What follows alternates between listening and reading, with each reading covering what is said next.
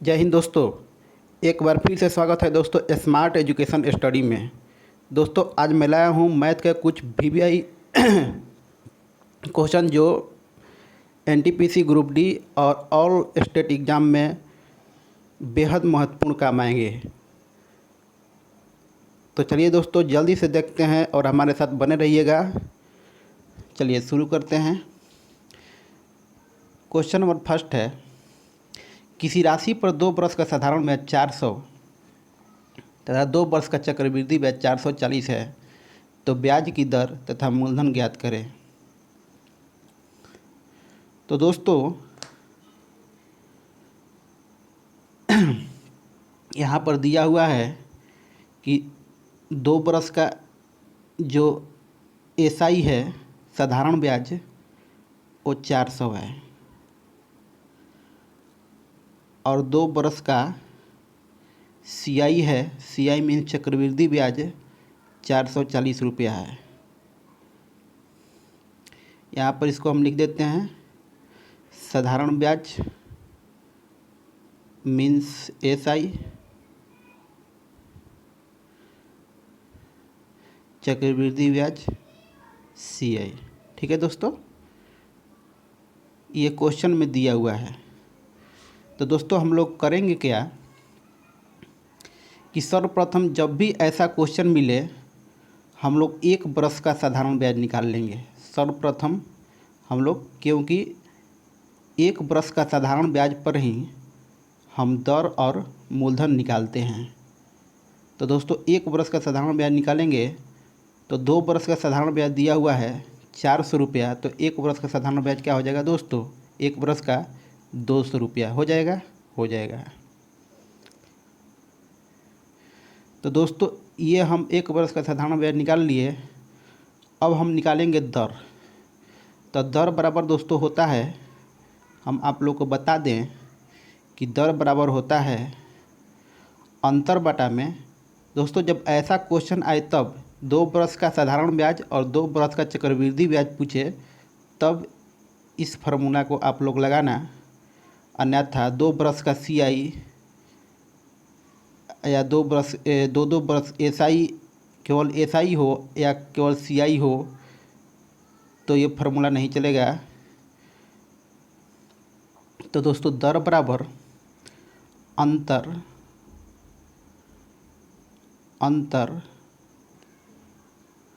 बटा में 1 वर्ष का साधारण ब्याज, 1 वर्ष का एसआई गुणा 100। ठीक है दोस्तों, गुणा 100 होता है यहाँ पर। तो दोस्तों आप लोग समझ गए, जब ऐसा क्वेश्चन है 2 वर्ष का साधारण ब्याज और 2 वर्ष का चक्रवृद्धि ब्याज, तब हम इस फार्मूले को यूज करेंगे।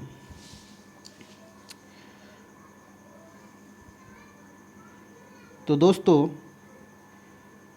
अंतर यहाँ पर 1 वर्ष का एसआई 200 था, अंतर दोस्तों कितना हो गया, 2 वर्ष का साधारण ब्याज 400 रुपया है और 2 वर्ष का चक्रवृद्धि ब्याज 440 रुपया है, अंतर हो गया 40 रुपया। अब बाई 1 वर्ष का एसआई, तो 1 वर्ष का एसआई कितना हो गया, साधारण ब्याज 200 रुपया गुणा 100। काट लीजिए इसको और इसको काट लीजिए, ये हो गया क्या दोस्तों 20। तो हम लोग का दर मिल गया दोस्तों 20%।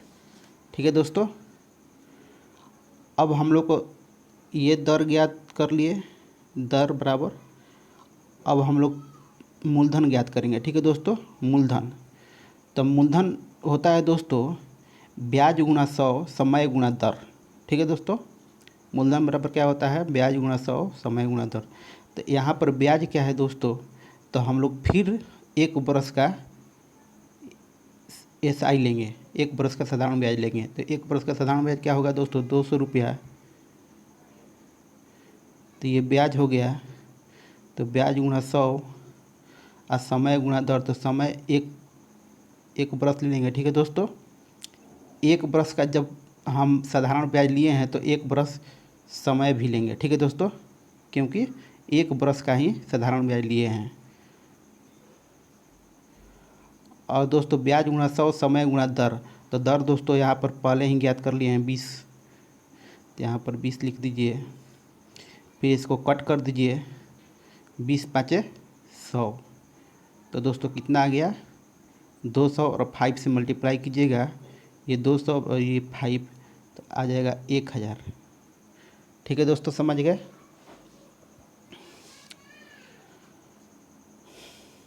चलिए दोस्तों, हम एक बार फिर शॉर्ट मेथड में उसी मेथड को शॉर्ट करके समझा रहे हैं। 1 मिनट दोस्तों।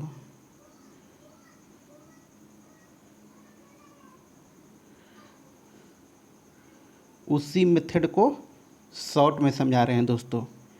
उस समय विस्तृत में समझाए थे।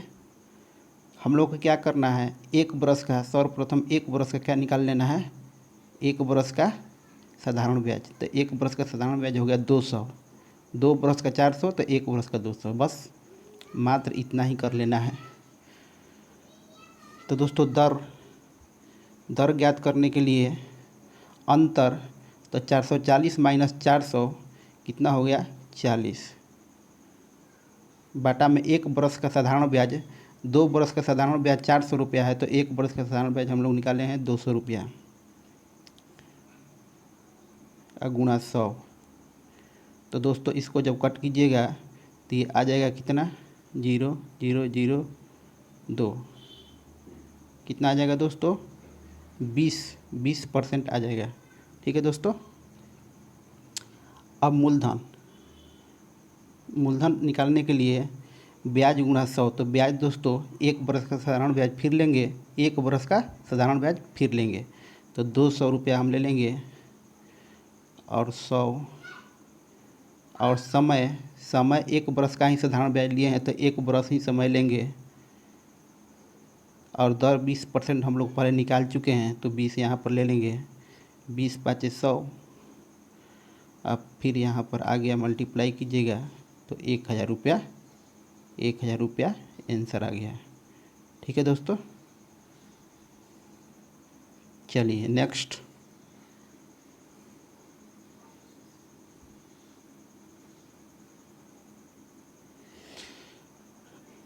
नेक्स्ट है दोस्तों, चक्रवृद्धि ब्याज के दर पर कोई राशि 3 बरस में,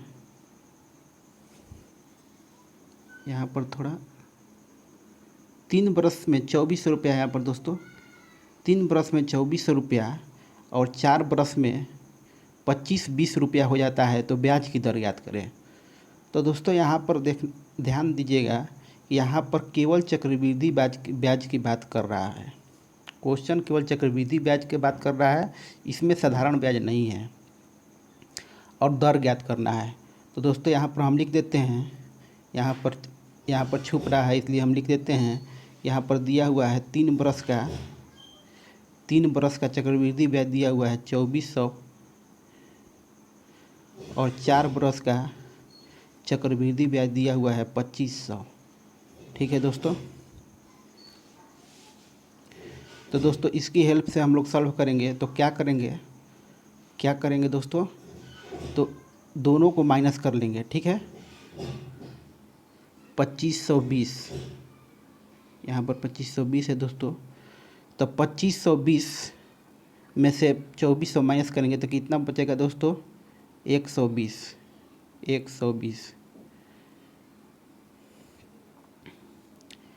अब फिर हम पहला मिश्रधन लेंगे, तो पहला मिश्रधन कितना है दोस्तों 2400,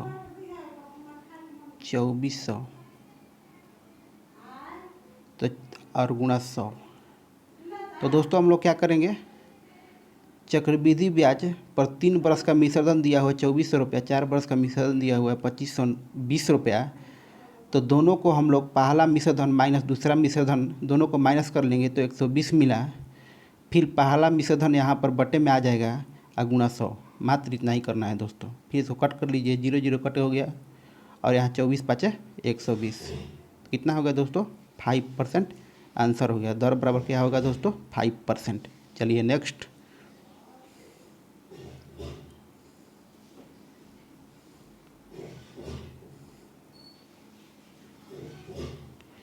नेक्स्ट है चक्रवृद्धि ब्याज के दर से कोई धनराशि एक वर्ष के अंत में 1300 रुपया, क्या 1300 रुपया, ठीक है दोस्तों, और 2 वर्ष के अंत में 1352 रुपया। तो यहाँ पर ब्याज की दर और मूलधन दोनों ज्ञात करने के लिए कह रहा है। दोस्तों यहाँ पर ध्यान दीजिएगा, केवल चक्रवृद्धि ब्याज की बात कर रहा है, इसमें साधारण ब्याज नहीं है, इसलिए क्वेश्चन पर ध्यान देना है और क्वेश्चन का लैंग्वेज को समझना है कि चक्रवृद्धि ब्याज की बात कर रहा है या दोनों, चक्रवृद्धि ब्याज साधारण ब्याज दोनों को बात कर रहा है। तो नहीं, यहाँ पर केवल चक्रवृद्धि ब्याज की बात कर रहा है और मूलधन निकालने के लिए बोल रहा है। तो मूलधन हम लोग कैसे निकालेंगे चक्रवृद्धि ब्याज पर? केवल चक्रवृद्धि ब्याज दिया हुआ हो और पहला मिश्रधन दिया हुआ हो और दूसरा मिश्रधन दिया हुआ हो, तो हम लोग मूलधन कैसे निकालेंगे इसको हम लोग देखना है। तो मूलधन दोस्तों ऐसे निकालेंगे, फर्स्ट गुणा सब फर्स्ट, एक सूत्र होता है फर्स्ट गुणा फर्स्ट बाई सेकेंड, ठीक है दोस्तों। क्या होता है मूलधन निकालने के लिए? First by second. तो फर्स्ट क्या है दोस्तों? 1300 रुपया दिया हुआ है, फिर फर्स्ट करेंगे तो फिर 1300, फिर सेकेंड तो 1352। तो आप लोग याद कर लीजिए दोस्तों, चक्रवृद्धि ब्याज का जब भी बात करेगा मूलधन निकालने के लिए बोलेगा तो फर्स्ट गुणा फर्स्ट बाई सेकेंड। तो यहाँ पर क्या हो जाएगा? 13, फिर 13 चौके 52, 13 1 और 13 चौके 52, 104 हो गया दोस्तों। आप फिर 13 से यहाँ पर कट कीजिएगा तो 13 8 है, 8 मरद में जाएगा। और यहाँ पर ये 100 बचा है, यहाँ पर लिख देते हैं दोस्तों क्या बचा है? 100, 2 0 100 गुणा ये भी 100 बचा है 100। अब फिर यहाँ पर बचा है कितना? 8। तो 4 दूना 8 यहाँ पर ले जाइए, यहाँ पर 25 चौका 100, फिर 2 कट जाएगा कितना? 50। कितना बचा दोस्तों? 50 गुणा 25। तो 50 गुणा 25 कितना हो जाएगा दोस्तों? 25 दूनी 25, 25 5 125, 125 और 0, 1250 रुपया आंसर आ जाएगा। ठीक है दोस्तों, 1250 रुपया आंसर आ जाएगा। चलिए अब इसमें हम दर ज्ञात करने के लिए बता रहे हैं।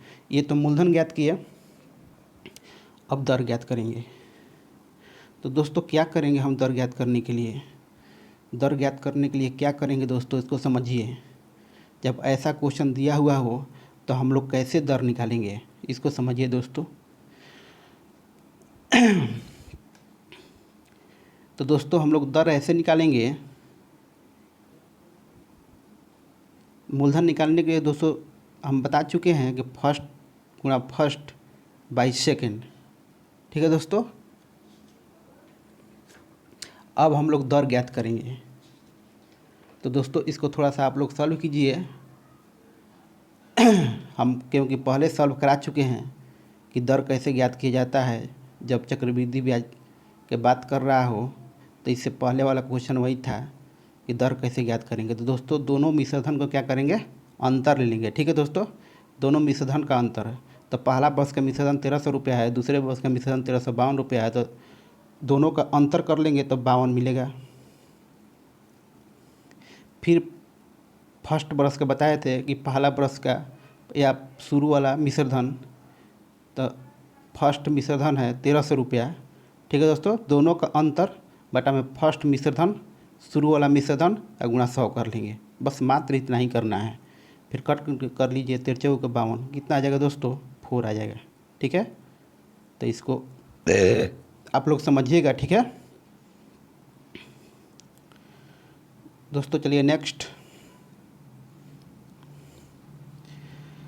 चक्रवृद्धि ब्याज के दर से कोई धन, ये तो हो गया।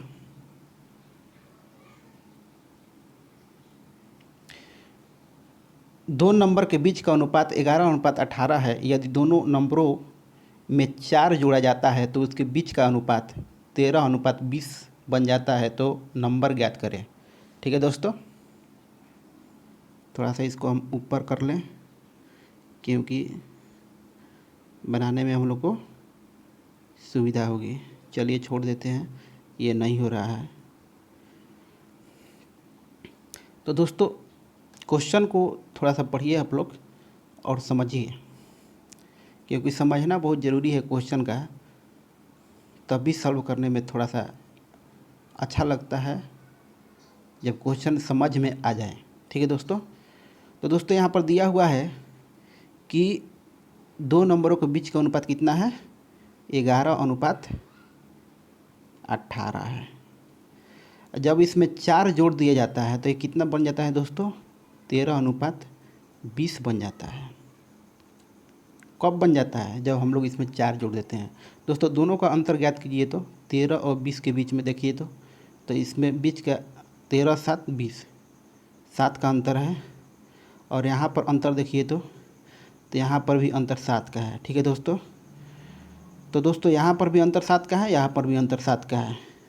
दोस्तों यहाँ पर अंतर देखते हैं तो यहाँ पर अंतर कितना का है दोस्तों, 11 2 13, 2 का है। तो 2 बराबर कितना हो गया दोस्तों, या 2x लिख दीजिए, आप लोगों को समझने में बेहतर होगा। 2x बराबर हम लोग का अंतर कितना है यहाँ पर दोस्तों, ठीक है, यहाँ पर बता रहे हैं, यहाँ पर अंतर कितना है 2 का। तो 2x बराबर, और क्वेश्चन में अंतर कितना दिया हुआ था, 4 जोड़ने पर बराबर 4 हो जाएगा। अब एक बात और, ऐसा हम लोग कब करेंगे, जब यहाँ पर अंतर समान हो। यहाँ पर पहले अंतर देखेंगे 13 और 20 के बीच में, 11 और 18 के बीच में, अगर अंतर समान मिला तो इसका जो अंतर होता है वो 4 के बराबर हो जाएगा। ठीक है दोस्तों, क्या हम बताएं, जब इसका अंतर जो है दोनों अगर समान हो तो इसमें इसका जो अंतर है 4 के बराबर हो जाएगा। तो 2x बराबर 4, तो x बराबर कितना हो जाएगा दोस्तों, 2। तो बोल रहा है कि मूल नंबर क्या है, तो मूल नंबर क्या है दोस्तों, मूल नंबर हम लोग क्या था, 18 और 11। ठीक है। तो x बराबर 2, तो फिर पहला मूल नंबर कितना हो जाएगा दोस्तों, 11 दूना 22, और दूसरा मूल नंबर कितना हो जाएगा, 18 दूना 36। ठीक है दोस्तों। तो यही आंसर हो गया हम लोग को, 11 और 36। ठीक है, आशा करते हैं समझ में आ गया होगा आप लोग को। चलिए नेक्स्ट।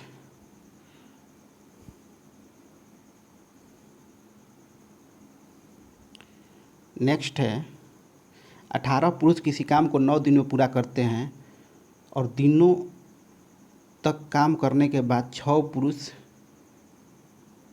कुछ कट रहा है क्वेश्चन में क्या, 18 पुरुष किसी काम को 9 दिन में पूरा करते हैं।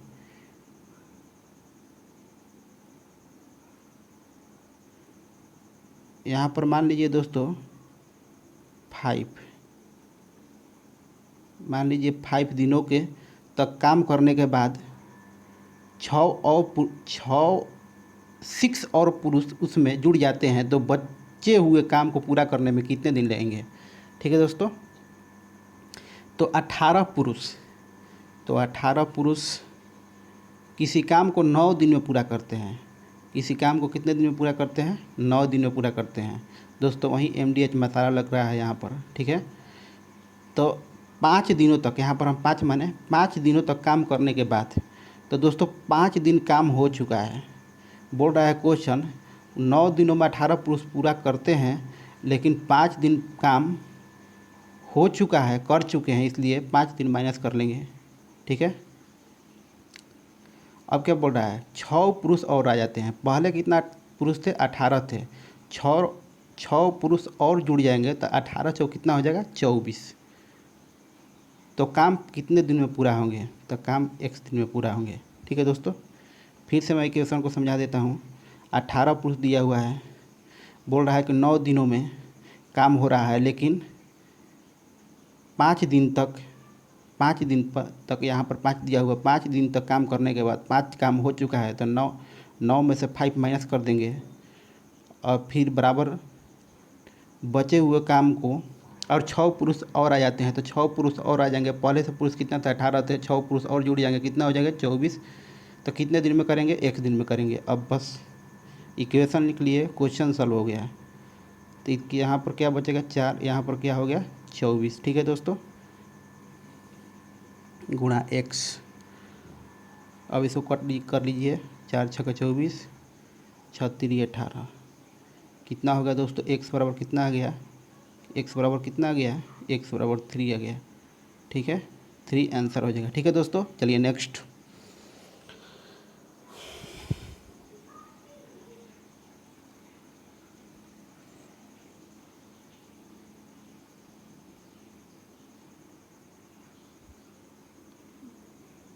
थोड़ा क्वेश्चन को हम ढंग से लगा ले दोस्तों।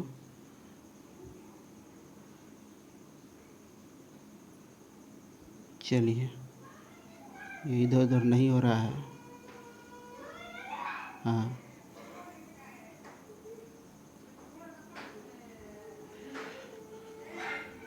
दोस्तों बोल रहा है कि एक आयताकार पार्क जिसकी चौड़ाई 20 मीटर अधिक है, यदि 53 प्रति वर्ग मीटर की दर से पार्क की चारदीवारी करने का खर्च 21,200 रुपये है, तो पार्क का क्षेत्रफल क्या होगा। ठीक है दोस्तों,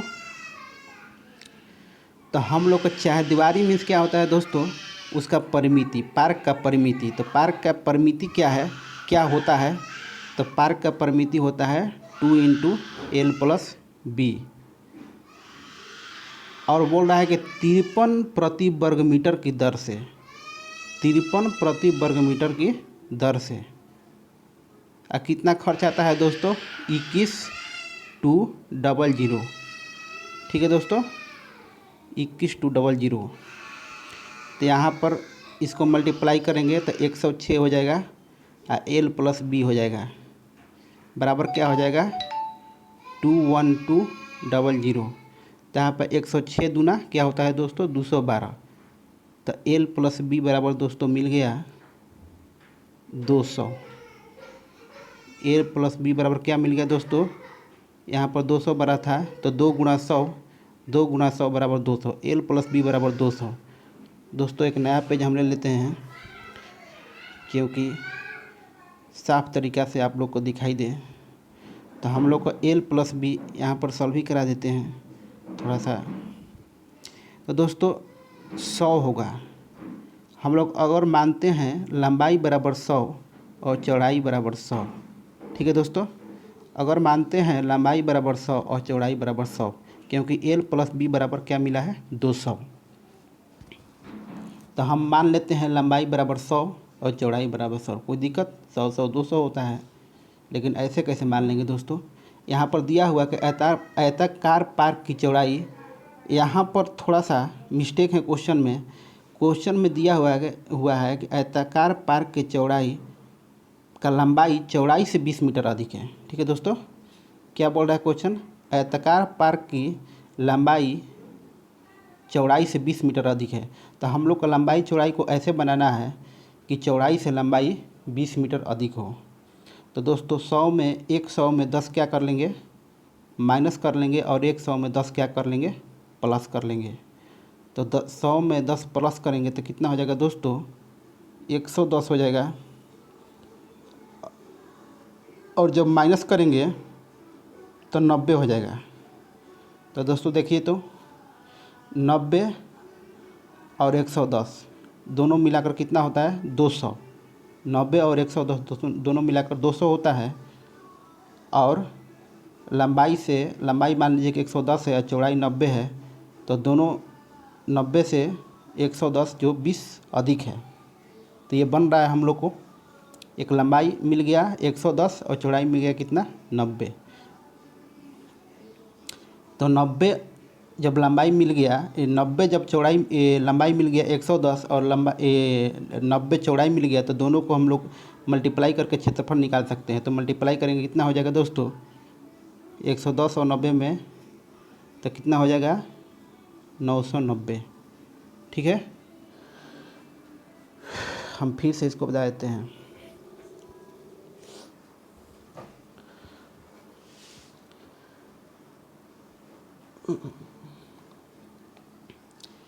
क्या हम बोले, फिर से दोस्तों देख लीजिए, शॉर्टकट में बता देते हैं। यहाँ पर बोल रहा है कि आयताकार पार्क की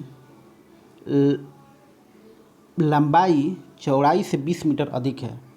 यहाँ पर लंबाई चौड़ाई से 20 मीटर अधिक है। यदि 53 रुपये प्रति वर्ग मीटर की दर से पार्क की चारदीवारी करने का खर्च इतना रुपये है, तो पार्क का क्षेत्रफल क्या होगा। तो दोस्तों 53 वर्ग मीटर, 53 रुपये प्रति वर्ग मीटर की दर से चौदीवारी मतलब इसका परिमिति, तो L प्लस बी ले लिए, बराबर कितना दिया हुआ है 21200। तो फिर हम इसको कट करेंगे तो कितना हो जाएगा 200। L प्लस बी बराबर कितना हो जाएगा 200। अगर हम मानते हैं कि लंबाई बराबर 100 और चौड़ाई बराबर 100, तो ये तो इसको इक्वेशन को तो सेटिस्फाई करता है, क्योंकि 100 102 हो जाता है। लेकिन यहाँ पर क्वेश्चन में दिया होगा आयताकार पार्क की लंबाई चौड़ाई से 20 मीटर अधिक है। तो दोस्तों हम लोग को इस क्वेश्चन को देखना है, इसको सेटिस्फाई करता है कि नहीं, तो नहीं करता है। दोस्तों हम लोग को ऐसा बनाना है कि लंबाई चौड़ाई से 20 मीटर अधिक हो जाएगा और दोनों का योग कितना हो जाएगा 200 हो जाए। ठीक है दोस्तों, तो एक में 10 क्या कर लेंगे घटा लेंगे और एक में 10 क्या कर लेंगे जोड़ लेंगे, तो ये बन जाएगा 90 और ये बन जाएगा कितना दोस्तों 110।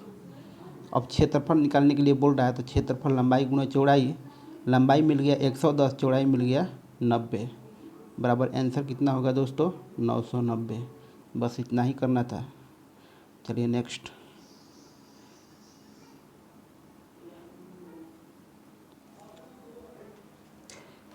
किसी वस्तु का अंकित मूल्य पर 20% का छूट देने के बाद 360 रुपये में बेचा जाता है। अगर उस वस्तु पर छूट नहीं दी गई होती तो 50% का लाभ होता है।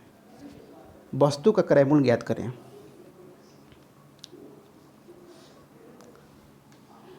तो दोस्तों यहाँ पर क्वेश्चन को आप लोग पहले पढ़िए, समझिए, फिर सॉल्व कीजिए। बोला है कि वस्तु के अंकित मूल्य 20% के छूट देने के बाद, तो यहाँ पर 360 रुपया और 20% के छूट देगा तो कितना हो जाएगा दोस्तों 100/80। फिर क्या हो जाएगा दोस्तों 150% अधिक हो जाता है तो कितना हो जाएगा 100/150। दोस्तों इस क्वेश्चन को आप लोग 2 बार पढ़िए कम से कम। हम एक बार फिर सब पढ़कर बता रहे हैं दोस्तों, समझा रहे हैं। किसी वस्तु का अंकित मूल्य पर 20% के छूट देने के बाद 360 रुपये में बेचा जाता है, तो क्रय मूल्य निकालिए। अगर उस वस्तु पर छूट नहीं दी गई होती तो 50% का लाभ होता है, तो वस्तु का क्रय मूल्य क्या है। तो दोस्तों ये क्रय मूल्य निकालने के लिए बोल रहा है, ठीक है। तब इसको कट कर लीजिए, ये जीरो कट हो गया, ठीक है। ये जीरो कट हो गया, 5 दूना 10, बचती है 15। यहाँ पर क्या हो गया बढ़ती है 36 और यहाँ पर 4, यहाँ पर चढ़ती हैं 12। तो दोस्तों कितना आ गया 3, यहाँ पर एक 0 बचा है, यहाँ पर 10 बचा है, कितना हो गया दोस्तों 300। आंसर क्या होगा दोस्तों 300। ठीक है, एक बार फिर इक्वेशन आपको लिख कर समझा देता हूँ। 360 गुणा 100 बटे क्या हो जाएगा दोस्तों 80 और गुणा 100 बटे क्या हो जाएगा 150। इसको सॉल्व कर लीजिए, आंसर आ जाएगा। ठीक है दोस्तों, चलिए नेक्स्ट।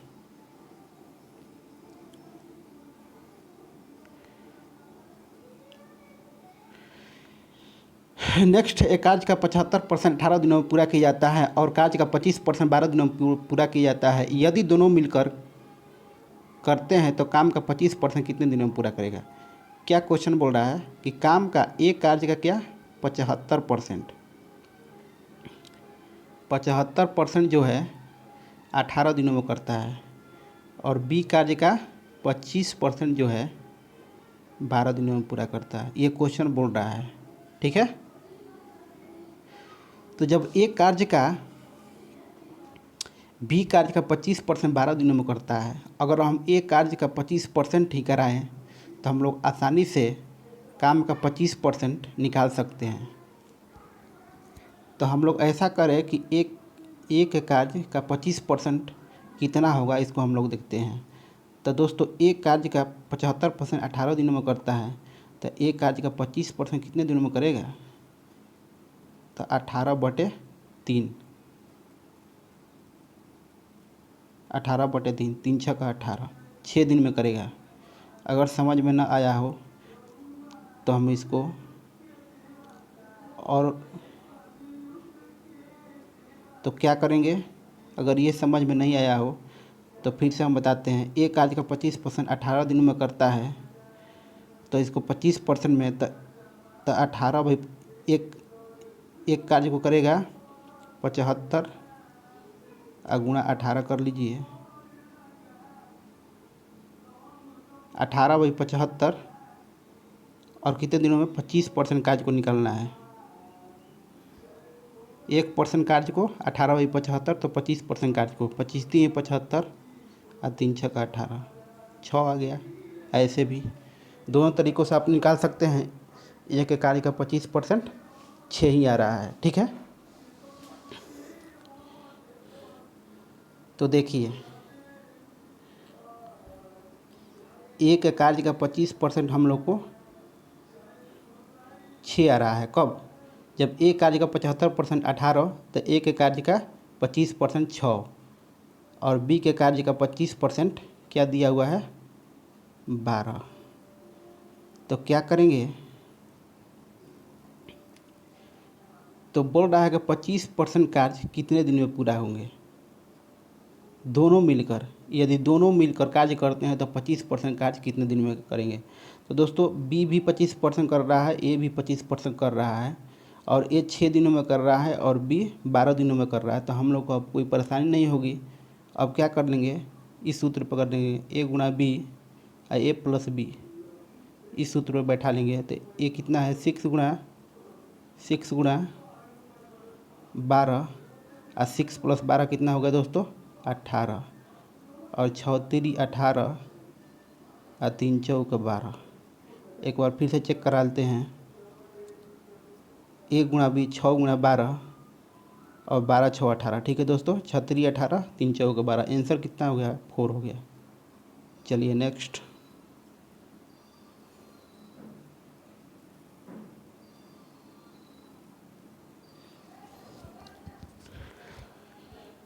नेक्स्ट क्वेश्चन है, एक ट्रेन 35 सेकंड में एक स्टेशन प्लेटफॉर्म और 2 सेकंड में एक प्लेटफॉर्म पर खड़े व्यक्ति को पार करने में, यहाँ पर क्यों आ रहा है? थोड़ा सा यहाँ पर कट रहा है।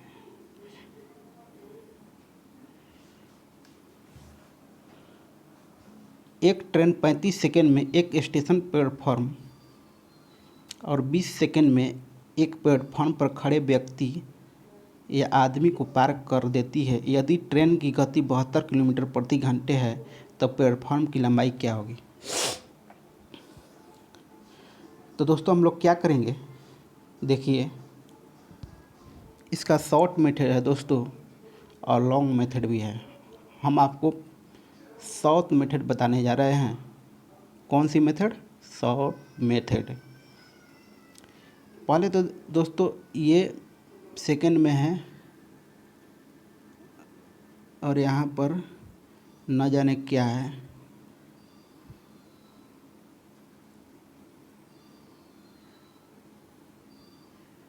एक सेकंड दोस्तों, हम पहले देख लेते हैं यहाँ पर क्या है। 20 है दोस्तों, ठीक है।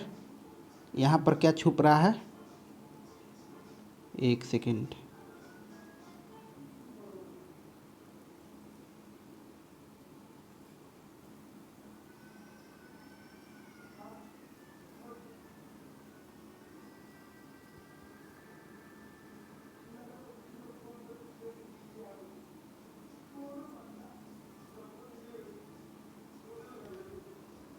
एक सेकंड दोस्तों।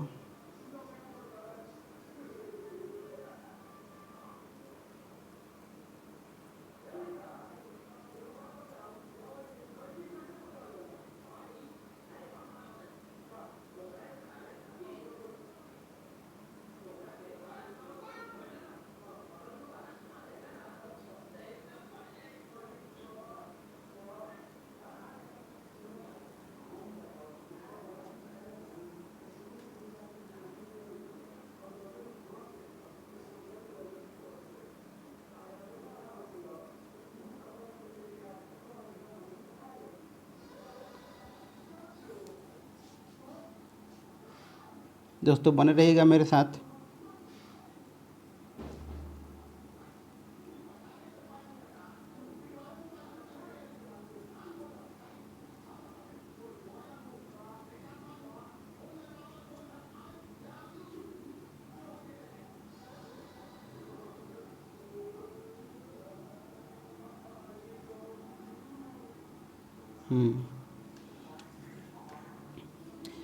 एक ट्रेन 35 सेकंड में एक स्टेशन प्लेटफॉर्म और 20 सेकंड में एक प्लेटफॉर्म पर खड़े आदमी को पार कर देती है। यदि ट्रेन की गति 72 किलोमीटर प्रति घंटा है तो प्लेटफॉर्म की लंबाई क्या होगी।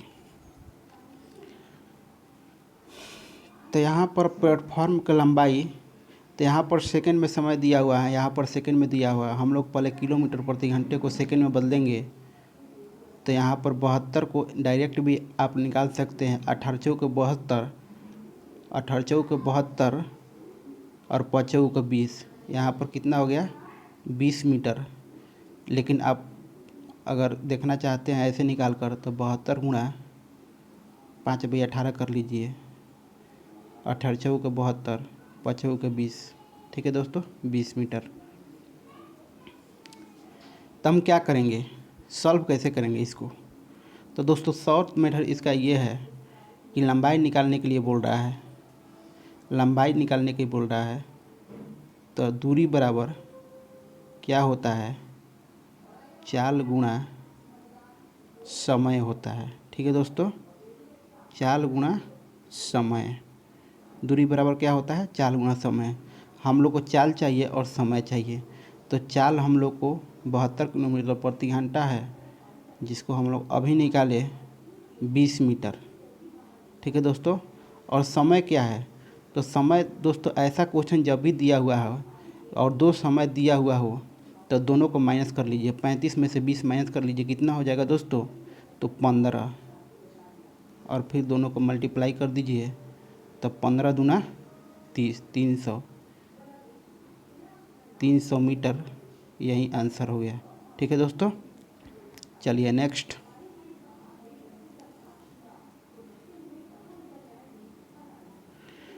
नेक्स्ट बेहद महत्वपूर्ण क्वेश्चन है दोस्तों, बेहद महत्वपूर्ण, वीवीआई, मोस्ट वीवीआई क्वेश्चन। यहाँ पर 3 पात्र में, यहाँ पर बोल रहा है कि 3 बर्तन का समान धारिता है। ठीक है, इन बर्तन में दूध और पानी का अनुपात 2:3, 7:3 और 11:4 है। तीनों बर्तनों में मिश्रण को एक साथ मिलाकर बनाए गए मिश्रण में दूध और पानी का अनुपात क्या होगी। ठीक है दोस्तों, तो हम लोग क्या करेंगे इसमें, इसको सॉल्व करने के लिए क्या करेंगे, इसको जोड़िए, 3 2 5 हो गया, इसको जोड़िए 7 3 10 हो गया, इसको जोड़िए 11 और 4 कितना हो गया, 15 हो गया। दोस्तों तीनों का एलसीएम ले लीजिए। ऐसे तो आप लोग अगर बनाइएगा, ये भी बेसिक मेथड ही है, तो बहुत बहुत मतलब कि आप लोगों को लेंदी पड़ेगा, लेकिन हम इसको सरल बना देते हैं दोस्तों इस विधि से। तो तीनों का एलसीएम निकालिए, तो तीनों का एलसीएम कितना हो जाएगा, 30।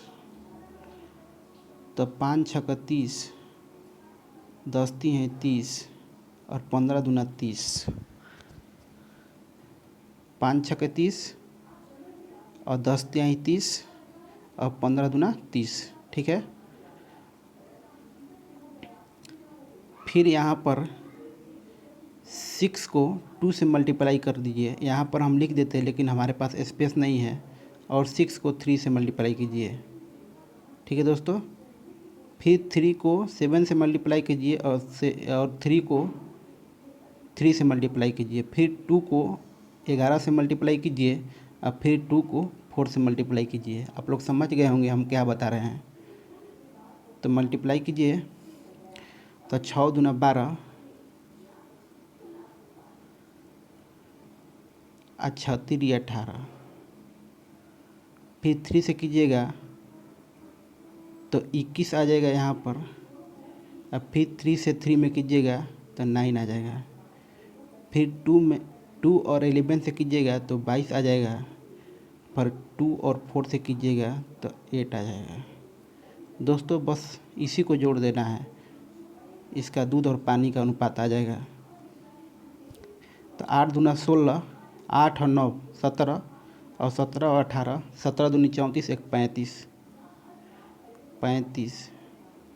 यहाँ पर क्या हो गया, 21 दूनी 42, एक 43 और 10 53 और 2 55, 12 जोड़ दिए 43 में तो 55 हो गया। ठीक है दोस्तों, 55 यही आंसर आ गया। तो हम एक बार फिर से बता देते हैं किए क्या। यहाँ पर किए कि सर्वप्रथम इसको जोड़ दिए, इसको जोड़ दिए, 1 मिनट, इसको जोड़ दिए, इसको जोड़ दिए, इसको जोड़ दिए, तो क्या मिल गया, 5 मिल गया, 10 मिल गया और 15 मिल गया। फिर तीनों के एलसीएम निकाल लिए, एलसीएम आ गया 30। फिर 5 छक्के 30, 10 तिहाई 30, फिर 15 दूना 30। फिर 6 और 2 से मल्टीप्लाई किए, 6 और 3 से मल्टीप्लाई किए तो मिला क्या हम लोग को, 12 मिला और 3 से 18 मिला। फिर 3 और 7 से मल्टीप्लाई किए और 3 और 3 से मल्टीप्लाई किए तो 21 मिला यहाँ पर, और यहाँ पर 9 मिला। फिर 2 और 11 से मल्टीप्लाई किए और 2 और 4 से मल्टीप्लाई किए। ठीक है दोस्तों, तो मिला क्या, यहाँ पर 22 मिला और यहाँ पर 8 मिला। फिर तीनों का अलग अलग जोड़ दिए तो दूध और पानी का हम लोग का लास्टी अनुपात तीनों पात्र का मिलाकर आ जाएगा।